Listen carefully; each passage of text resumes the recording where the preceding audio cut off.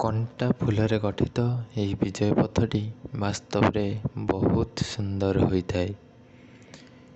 କିନ୍ତୁ ଏହି ସୁନ୍ଦରତାକୁ କେବଳ ସିଏ ହିଁ ଦେଖିପାରିଥାଏ ଯିଏକି ତା କୋମଳବତୀ ପାଦରେ ସର୍ବଦା ଏହି କଣ୍ଟା ସବୁକୁ ଦଳି ଭାଙ୍ଗି ଦେଇଥାଏ ଏବଂ ସଦାସର୍ବଦା ବିଜୟ ମୁକୁଟ ପିନ୍ଧିଥାଏ।